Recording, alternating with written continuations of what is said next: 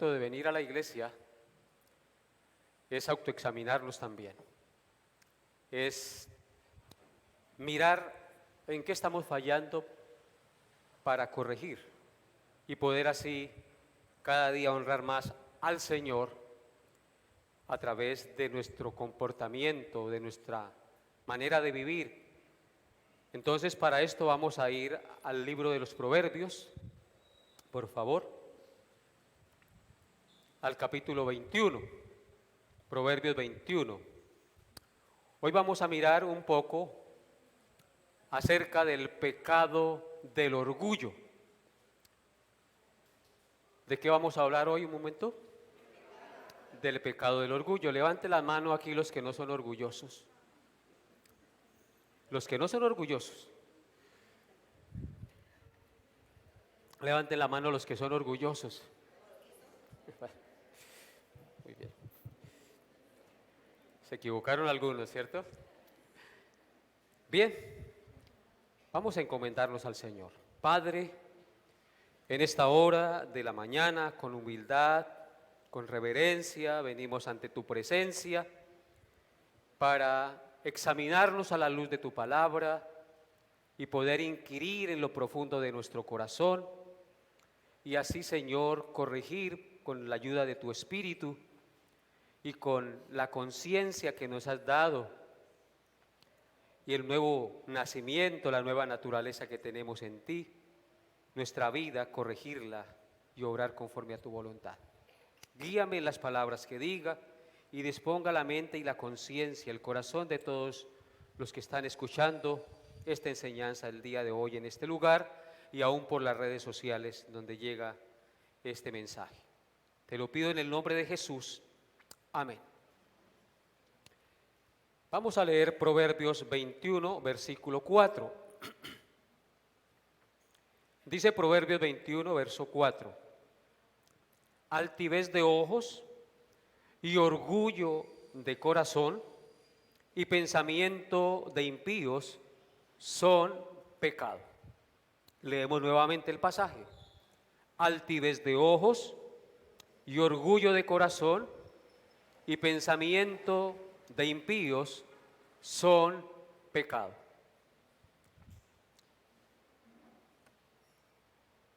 El tema del orgullo es algo muy importante tenerlo en cuenta y meditarlo. Porque el tema del orgullo es un pecado. El pecado del orgullo o de la soberbia está tan arraigado en nosotros que es uno de los pecados más difíciles de aceptar y de erradicar de nuestra vida, de erradicar de nuestro corazón. El orgullo está muy ensamblado, por así decirlo, en nuestro ser. El orgullo es difícil de aceptar y es difícil de erradicar de nuestra vida porque requiere humillarnos, porque requiere reconocer con humildad nuestro mal proceder, nuestra mala actitud. Y eso no lo queremos hacer porque somos orgullosos. El orgullo es difícil de erradicar porque en esencia el orgullo es una autoadoración del yo. Así es. El orgullo en esencia es una autoadoración del yo y nosotros no nos damos cuenta de ese pecado. En otras palabras, el orgullo es el exceso de estimación hacia uno mismo y hacia sus propios méritos o convicciones por los cuales la persona se cree superior a los demás. La Biblia dice claramente que Dios aborrece el pecado del orgullo en una persona. Dios aborrece a la persona orgullosa. El orgullo solamente se puede manifestar en una persona. Por lo tanto, Dios aborrece a la persona orgullosa. Observen lo que dice ahí en Proverbios capítulo 6, versos 16 al 19. Proverbios 16 al 19.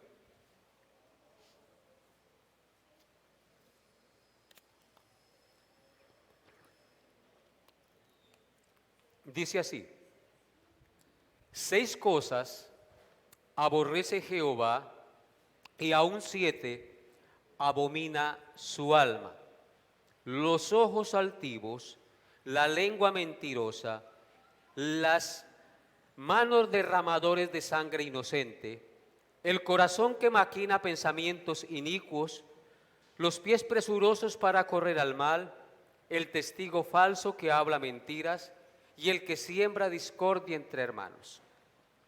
De esta lista de las 7 cosas que aborrece el Señor, en primer lugar está el orgullo.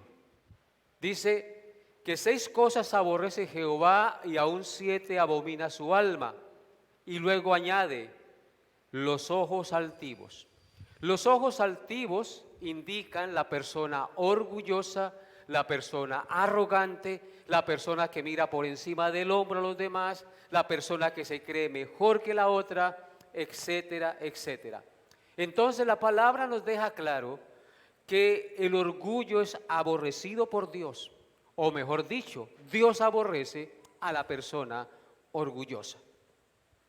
La palabra de Dios dice que Dios resiste y se opone a los orgullosos, a las personas orgullosas. Observen lo que dice Primera de Pedro, capítulo 5, verso 5. Primera de Pedro 5:5.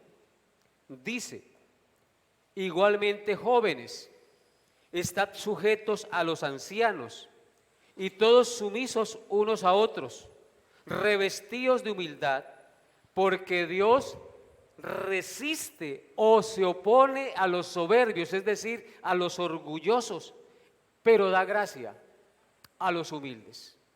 Así que Dios resiste o se opone a una persona orgullosa. Ahora observemos lo que dice el Salmo 138, verso 6. Allí en este Salmo, Dios nos dice que Dios mira de lejos a una persona orgullosa. El Salmo 138, verso 6 dice: porque Jehová es excelso y atiende al humilde, mas al altivo, es decir, más al orgulloso, mira de lejos. Amén. Así que Dios aborrece las personas orgullosas. Dios mira de lejos, no los tiene en cuenta, se opone a los orgullosos. En consecuencia, el orgullo pues no nos deja nada bueno. Porque si Dios aborrece a los orgullosos, si Dios mira de lejos a los orgullosos, en consecuencia estamos entregados a la soberbia y a la altivez de nuestro corazón. Entonces nosotros debemos procurar, con el poder del Espíritu Santo, abandonar el pecado del orgullo. Porque el pecado del orgullo trae consecuencias nefastas a nuestra vida. Por ejemplo, en Lucas 18, versículo 14, nos habla de las consecuencias que trae el orgullo. Dice Lucas 18, 14: os digo que éste descendió a su casa justificado antes que el otro.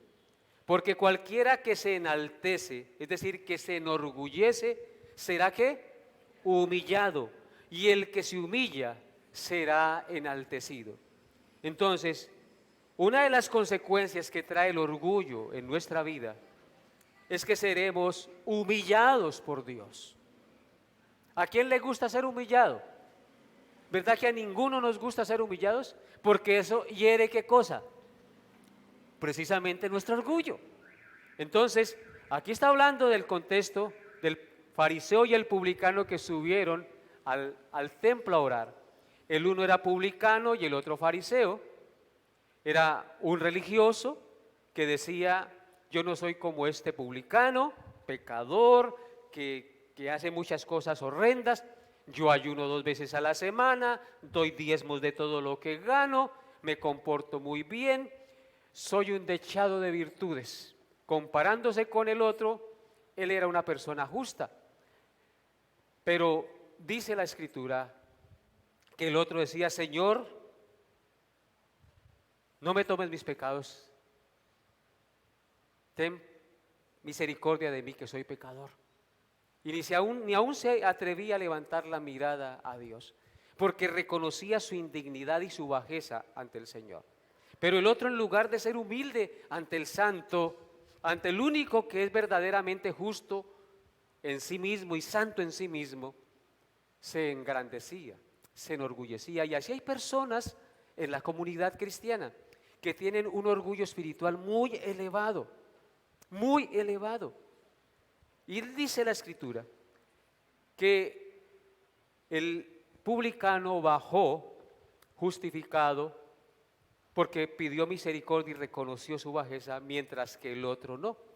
Y entonces es cuando dice: os digo que este descendió a su casa justificado antes que el otro, porque cualquiera que se enaltece será humillado. Será humillado, y el que se humilla será enaltecido. Así que una de las consecuencias que trae el orgullo es la humillación delante de Dios, la vergüenza delante de Dios y aún de las personas. Hay un ejemplo en Daniel capítulo 5, versículos 18 al 20. Allí encontramos las siguientes palabras. Está hablando de lo que era Nabucodonosor, ese rey al cual dio tanto poder y tanta majestad terrenal. Y entonces aquí Daniel, hablándole a su hijo Belsasar, que había traído los utensilios del templo para su juerga, para su fiesta, para emborracharse y no tener respeto hacia Dios, él comienza a decirle lo que pasó con su padre. Verso 18 al 20 dice: el Altísimo Dios, oh Rey, dio a Nabucodonosor tu padre el reino y la grandeza, la gloria y la majestad. Y por la grandeza que le dio, todos los pueblos, naciones y lenguas temblaban y temían delante de él. A quien quería mataba y a quien quería daba vida. Engrandecía a quien quería y a quien quería humillaba. Ese era el poder que Dios le había dado al rey Nabucodonosor. Mas cuando su corazón se ensoberbeció, es decir, se enorgulleció, y su espíritu se endureció, ¿qué es lo que hace el orgullo? Endurecer nuestro corazón. En su orgullo fue depuesto del trono de su reino y despojado de su gloria. Y si usted sigue leyendo, fue enloquecido y echado con las bestias.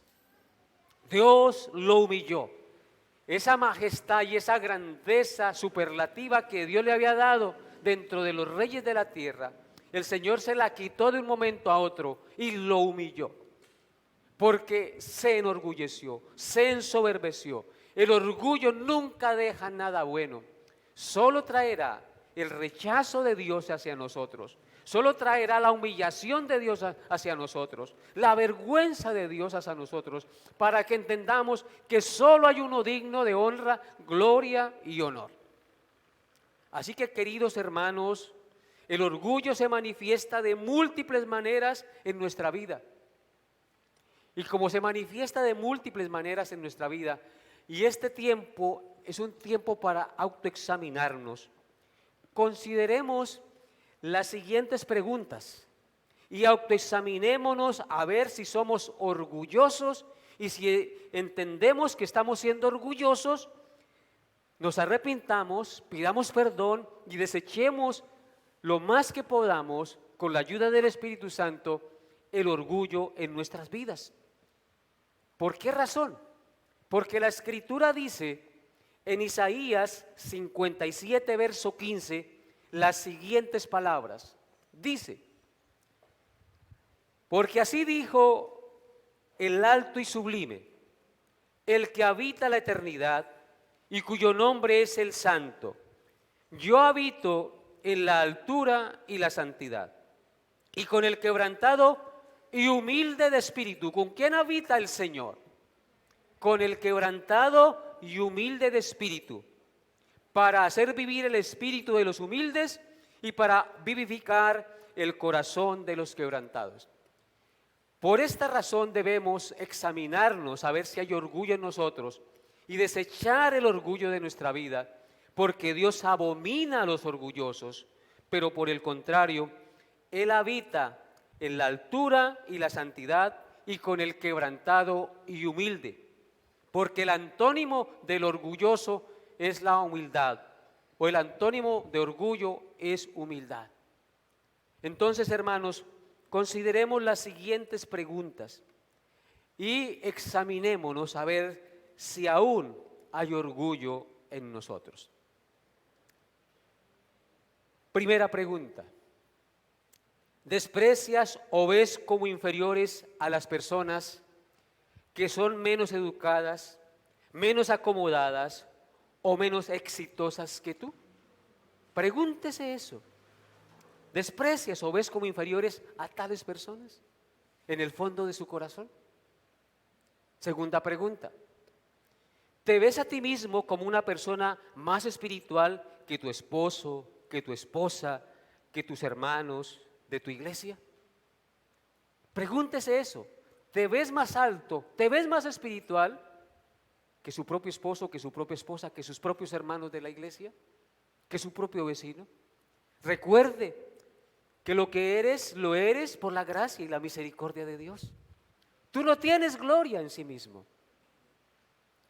Tercera pregunta: ¿encuentras con facilidad las faltas en los demás, verbalizando estas faltas o ideas a otros?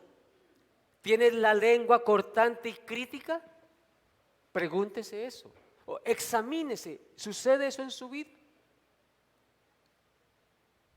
Cuarta pregunta: ¿te sientes satisfecho con la agenda que llevas?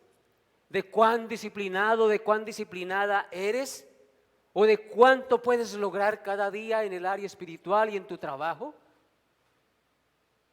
Porque hay muchos que dicen: yo todos los días me levanto, oro, leo la Biblia. Y está bien hacer eso, no está mal. Pero como que tratan de enorgullecerse y de exaltarse en esa práctica. Hermano querido y hermana, eso es lo que usted y yo debemos hacer por naturaleza, porque somos hijos de Dios. Usted no tiene nada que enorgullecerse por leer la Biblia y por levantarse a orar. Eso es lo que usted tiene que hacer como siervo, ¿o no es así? Es lo que nos demanda el Señor hacer. Así que usted no tiene por qué enorgullecerse de su agenda espiritual o de su agenda laboral, de ser más adelantado que los demás. Quinta pregunta: ¿eres motivado por el reconocimiento, por la aprobación, la aceptación o el halago de los demás? Hay personas que son motivadas solo por eso. No son motivadas por hacer las cosas para la gloria de Dios, sino porque los demás les den la palmadita en el hombro, les den la aprobación, les den la aceptación y los tengan por servidores. Claro, eso se debe hacer. Debemos reconocer el trabajo de los demás, debemos darle gracias a Dios por ellos. Pero si mi motivación al servir, al hacer algo, es el reconocimiento y la aprobación de los seres humanos, yo estoy muy mal. Y eso es orgullo. Eso es orgullo, porque yo quiero es exaltarme sobre los demás y ser reconocido. Hermano, examínese y examínese también, pastor, en esas áreas, porque todos aquí sufrimos del mal del orgullo. Sexta pregunta: ¿eres argumentativo o te gusta discutir y siempre querer imponer tus propios criterios? ¿Eres de los que estamos en una reunión, se lanza una idea y inmediatamente quiere refutar la idea y quiere que lo que él diga se haga? Eso es orgullo. Eso es orgullo. porque queremos siempre imponernos sobre los demás y hacer ver que nuestros criterios y nuestras ideas y nuestros pensamientos son los mejores y los demás no tanto. Séptima pregunta. ¿Te ofendes fácilmente por cualquier cosa? ¿No soportas que te digan las cosas cuando están mal hechas o las estás haciendo mal? ¿Eres de esos? ¿Te ofendes cuando su esposo o su esposa le dice algo que usted está obrando mal? ¿No lo soporta? ¿Se indigna? Eso es orgullo. Eso es orgullo. Octava pregunta. ¿Te pones a la defensiva cuando eres criticado y corregido y tratas de justificarte? ¿No es verdad que así actuamos nosotros? Cuando nos corrigen, cuando nos muestran una falta, inmediatamente nos ponemos a la defensiva y tratamos de justificar la falta. ¿Qué es eso? ¿Humildad? ¿Orgullo? ¿Me estoy haciendo entender, hermanos? No tiene sentido si nos reunimos en la iglesia solamente a cantar y a sentir que nos elevamos y nuestro corazón y nuestra conciencia están por otro lado los 6 días, los 7 días a la semana. Aquí venimos para exaltar a Dios y gozarnos en la alabanza del Señor, pero también venimos para mirar nuestros errores, para mirar nuestros pecados y corregirlos a la luz de la palabra y limpiarnos con la fe en la obra redentora de Cristo y el poder del Espíritu Santo en nosotros. Novena pregunta. Te resientes contra la iglesia, contra el pastor, contra tu jefe, cuando no te tienen en cuenta y tienen en cuenta a otro. Piense en eso. Todos esos son evidencias de orgullo en nosotros.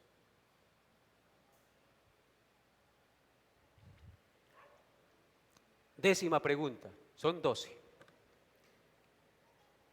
¿Tienes la tendencia a pensar que tu forma de hacer las cosas es la forma más correcta y la forma en que lo hacen los demás es incorrecta?